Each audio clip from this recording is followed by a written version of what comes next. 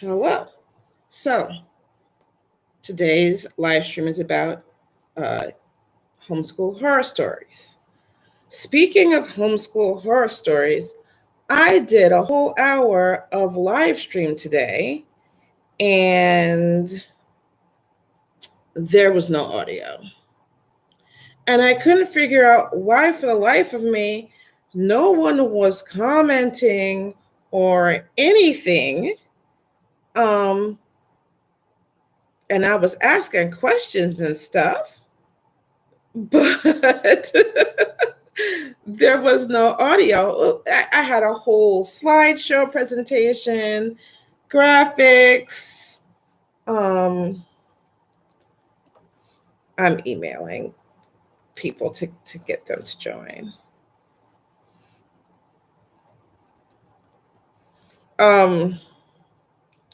I had a whole slideshow, graphics, images, the whole thing. And my topic was homeschool questions and answers.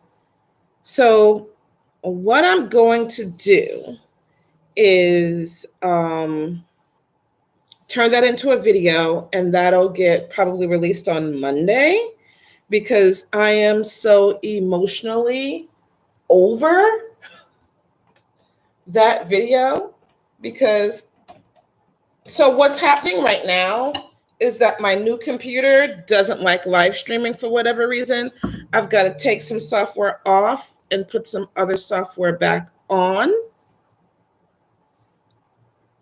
And then hopefully at that point it'll live stream better.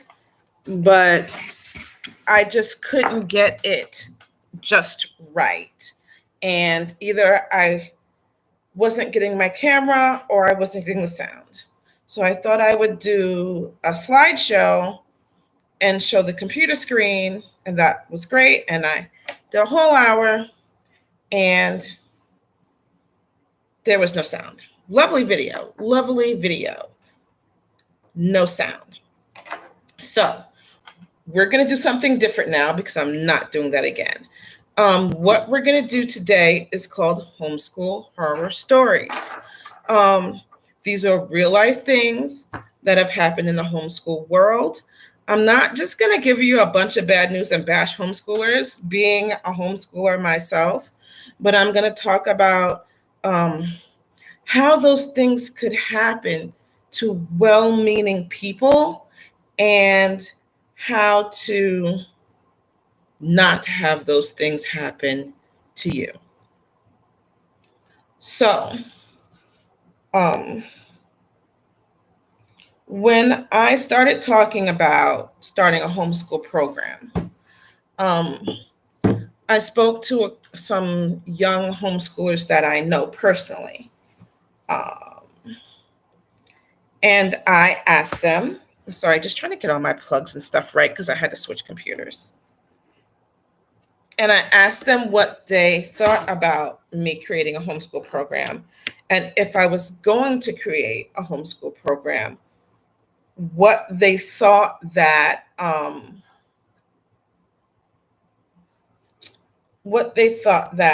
I should do.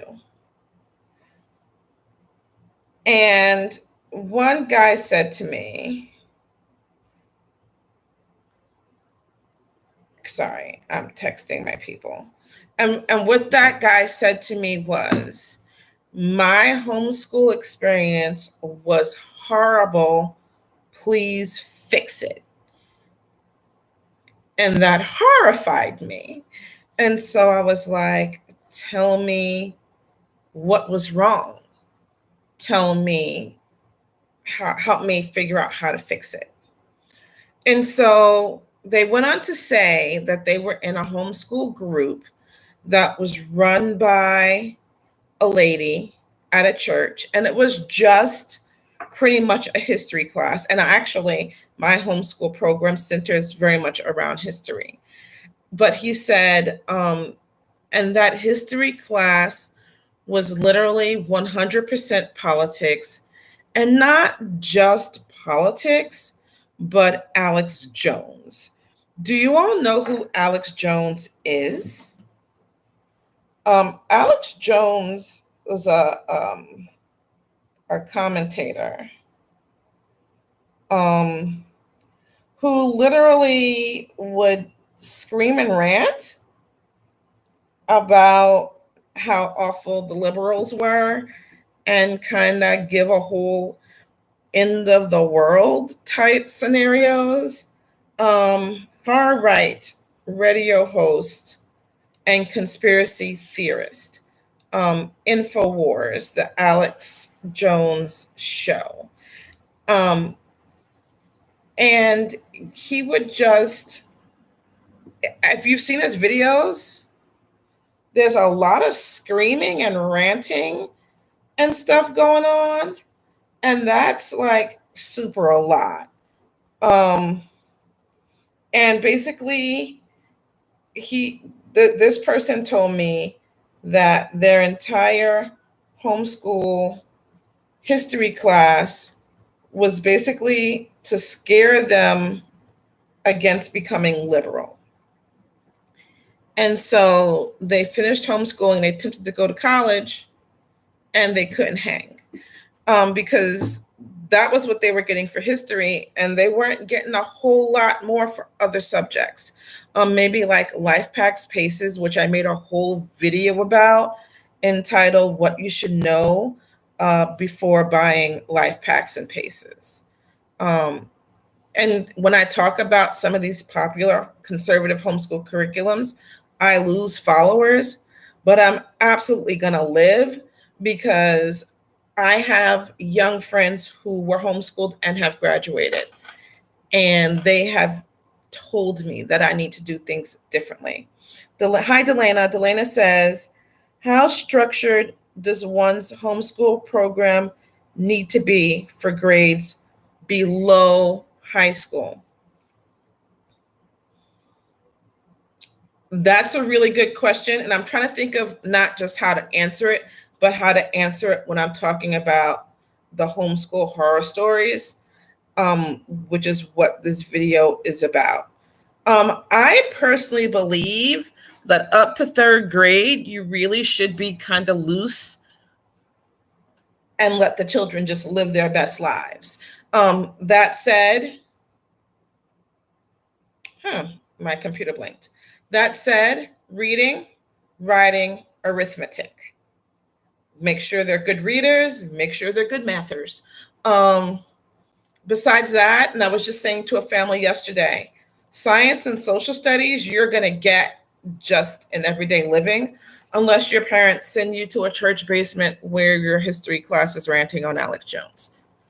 But up to third grade, you're going to, you can watch documentaries, you can experience science, you can go to science museums, you can get those things out in the world. But reading, writing, and arithmetic have to happen up till middle elementary. And then what we need to start doing is expanding into other subjects and getting kids used to doing what they're told. I give you an assignment, you do the assignment, you give me back the completed assignment. That's got to be down by when we get to middle school, because now we're expanding the curriculum and we're going deeper. And so now I've got you thinking deeper. You still need to be handing me back the assignments. And those aren't battles that I want to be fighting all at the same time. All right. So homeschool horror stories. Some years ago, I think it was during the Trayvon Martin years, there was a big, I wouldn't call it a rally, a protest march. And if you guys remember in the news, there was a Black boy, a young teenager, who went up to a police officer and embraced him, hugged him. He was weeping. He just wanted the anger to stop. Flash forward about 18 months, and that child was dead. Nothing to do with police. His parents were two women. They had a whole tribe of children, and there was some serious instability in the home. And you might remember the story, but at the end of the children were underfed.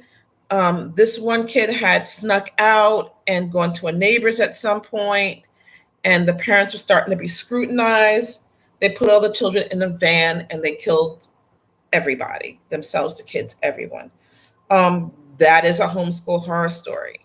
And sometimes unstable parents homeschool so that people can't see what is going on in the house. Because if these kids were in school, the teachers would start raising red flags. And this is really difficult for homeschoolers because we'd rather not there be a bunch of laws that bring defects into homeschooling, because homeschoolers in general are not abusers, but abusers use the umbrella of homeschooling to abuse. And so there was a law in my area about 18 months ago where they tried to say, if a family is in public school and they switch to homeschooling, we need to send defects out to the house. People pushed back, the legislature pushed back, and I think it was changed to something to the effect of, if the children are in public school and there is a defects issue, if defects is ever called, if people are ever wondering what's going on over there, if they then switch to homeschooling, then defects gets involved. And that makes just a ton more sense. So another thing that happened, another horror story that we have in homeschooling is parental depression. Sometimes, and you hear people talk about homeschool parent burnout, where just about all homeschoolers start with the best of intentions. Just about all parents start with the best of intentions. And somewhere along the line, frustration sets in and weariness sets in, and sometimes clinical depression too. And that's when we tend to fall into those easy homeschool methods, like the Little Paces workbooks, like the bite size, like the easy peasy stuff that anybody can do in their sleep, backwards and forwards. And parents default to this, or better yet, they default to unschooling. I don't hate unschooling, just hear me out. Because the parent knows that within themselves, they don't have the strength to do a stringent form of homeschooling.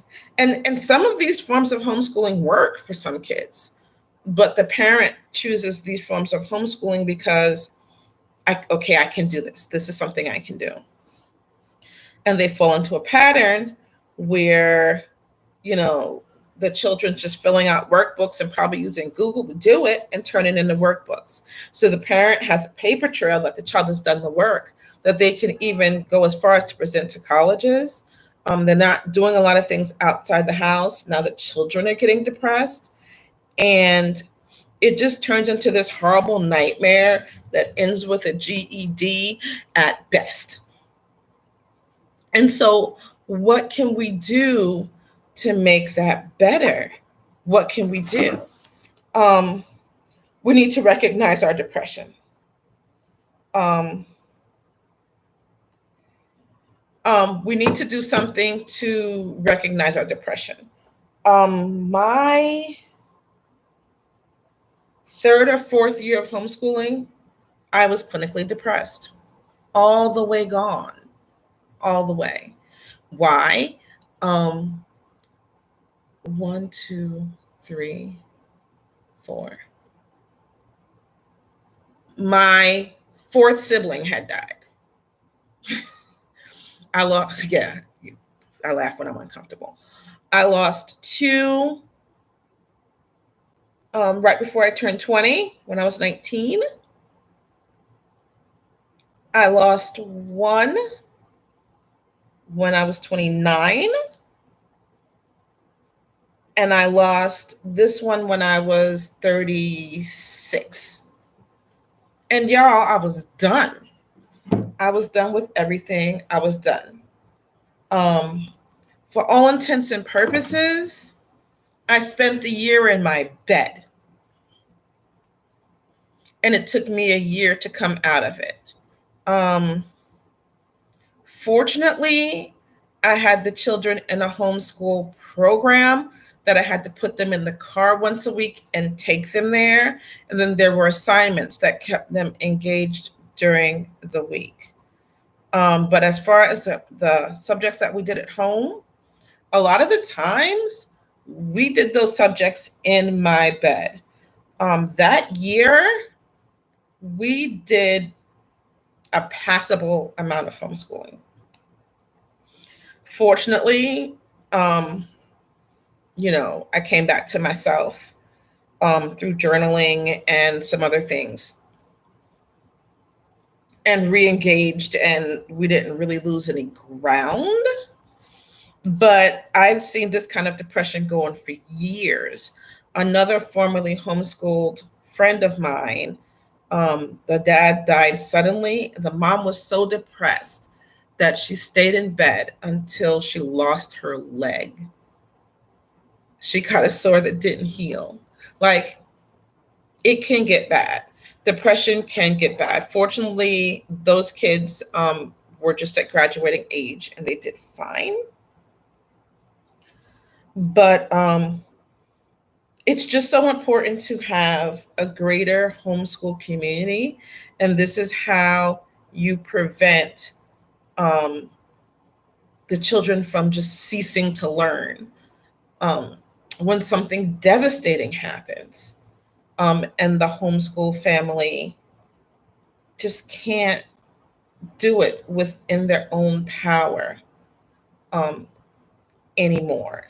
And so, like I said, fortunately, we already had a routine established that forced us out of the house twice a week, kept the kids engaged, and gave me time to recover. But it's when you set up your homeschooling program so that it's just you and your kids. If something goes down, you all go down. An example would be in the homeschool program that my kids were in. A few years later, a dad died. It was tragic. It was absolutely tragic. And it shook us all. But they had that community.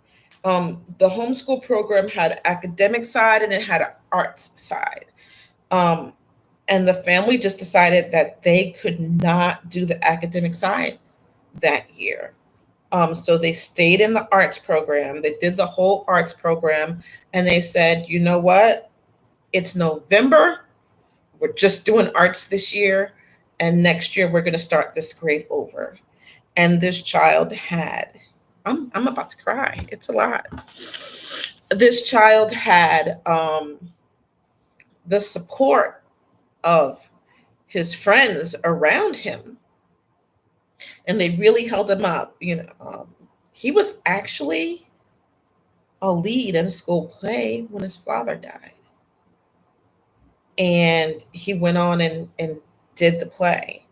But he just did the arts parts of the education. He had all these artistic kids around him, holding him up. I asked the mom how they were doing, and she's like, when we're here, we're great. When we're home, we're not great. But we'll be okay. We'll be okay by fall. And they were. So stuff is going to happen in your life. Bad things are going to happen.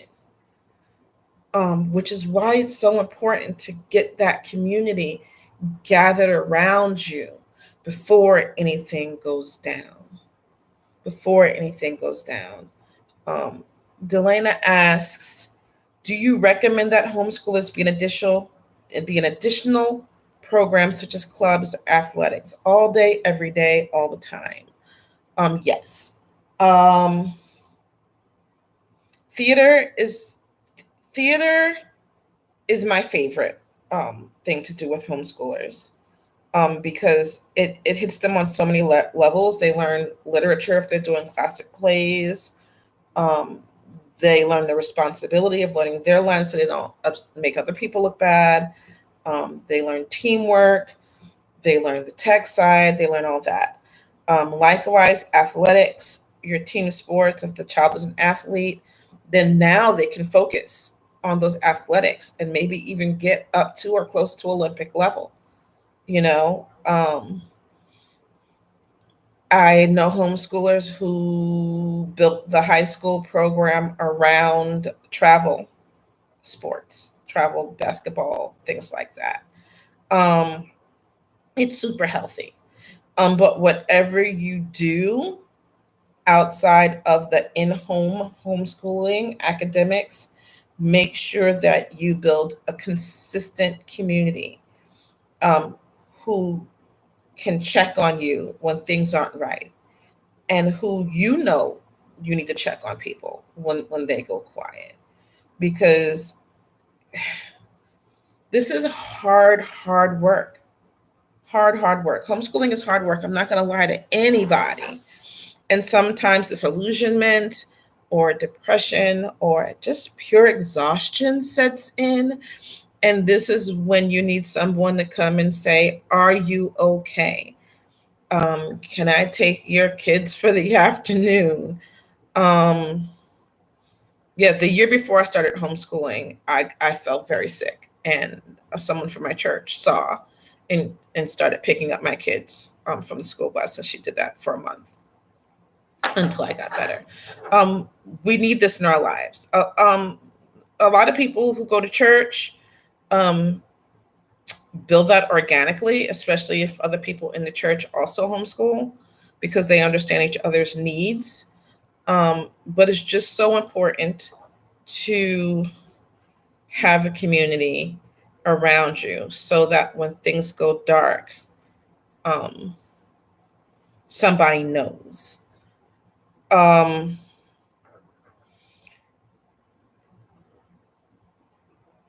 and I'm just thinking about that incident that I spoke of where the whole family kind of died in this car wreck. Um, that's kind of how we can tell the homeschoolers from the abusers who use homeschooling as an umbrella. If they purposely isolate, if the children aren't allowed contact with outside people, then that's how we know there's a problem. You know, I had some neighbors who really had a hard time with the fact that I homeschooled. They just felt like my kids should be in school and that I was a horrible person. They told all my neighbors that I was a horrible introvert and that I didn't want my kids around people. The truth was, my kids could go outside whenever they wanted, and she could bother them whenever she felt like it. Now, if she never had opportunity to speak to my children, um, that I think I would have been more okay with it if I was keeping my kids inside and nobody in the neighborhood knew them. I think that would be a reason for alarm. Or if I saw someone outside, I would drag my kids in. I wouldn't let my kids say hi and that kind of thing. Those are the times when there might be a problem. But if the kids wander outside and play and talk to the neighbor kids and talk to the neighbor adults and things like that, chances are it's okay. It's okay. It's a fine homeschooling situation. Um, those are the worst homeschool situations that I know of personally. Um, I know of some instances where extreme unschooling um, caused failure to thrive, I want to say. And as I said with Delena's first question, I'm all for unschooling up until a certain point, up until a certain level of maturity. And then I want to see the children buckling down. But when you decide that the children are going to run their homeschool program, and then the children decide, well, that means I'm watching movies, I think we have a problem. Do those same parents let the children run the meals in the house? I mean, if you don't let your kids decide when they're going to bed and when they're getting up, right? And you don't let your kids dictate what the family's going to eat, right? And you kind of make other suggestions when they go and get on their wardrobe and they're dressed in pajama bottoms and a cape and they think they're getting in the car. Then if they don't have the maturity to eat right and sleep right and dress themselves with some kind of sanity, how are these same kids in charge of their education? Like, that's a major problem to me. And so what happens, and I've dealt with this. I've dealt with this in counseling homeschooling schoolers. What happens is we get young people who are graduated, and the video that I attempted to make this morning that failed on, this will be one of the topics. Because to graduate homeschooling, all you need is for the parent to say, you, sir, are done. You, madam, are finished. Here's your diploma. So what we get is we get graduated homeschoolers who can't get into college at all and have to go take the GED program to go the next step in life because they don't have any math confidence and they can't write. Because kids aren't going to make the best academic decisions for themselves. Now, in all fairness, my son chose his curriculum one year. We were doing something and he came in and he showed me the computer and he goes, I want to do this curriculum. And we did it and it was fine. And it's fine to let the child make decisions. Another friend of mine who is kind of an unschooler, kind of a stringent, she's kind of doing that, more directed, the more mature they get deal that I like. The child chose the curriculum for this year and she was cool with it. But like, the children can't say, this is what I'm doing. The parents like, cool. The children can say, hey, this looks like a good way to learn. And the parent can say, let me look at it. And then the parent has to actually look at it, right? And decide if it is what the child needs at that point in time. Because chances are it might be too easy and the kid might be like, this is easy, I can get away with this. Or it might be too hard. It may have skipped some things the child hasn't done yet, and then it will frustrate the child, and then you will also get nothing done. Parents, you're parents for a reason. If children were born and then started walking, talking, and working, then we wouldn't be needed. Then we wouldn't have to direct their education, either in traditional school or homeschooling. But they're not fully developed humans until they're 24. Stop letting them make these decisions. Heck, I stayed involved in my children's finances until they were 24. I just got out of my daughter's bank account because they don't make good decisions. Scientifically, the brain is not there. So that's all I'm doing today. I'm keeping it to a half hour because I did a whole hour earlier today and the video didn't work out. I put it on private. I'm going to voice it over and re-release it properly as content for Monday. Check out my other videos. I have been on and off of YouTube since 2007, more off than on, but there were some large spurts where I put out a lot of content. My old content is weird. And I have a baby phase because, it was 14 years ago. My content from 2 to 3 years ago is up to today's like video standards. My old videos are just grainy and trash. Like this video, which I'm using from a Chromebook because my new computer wasn't cooperative, but I'm rambling.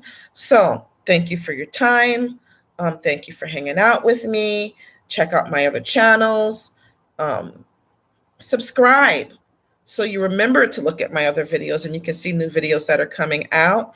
If you decide you hate me, you can unsubscribe later. I'm fine with that. So until next time, take care.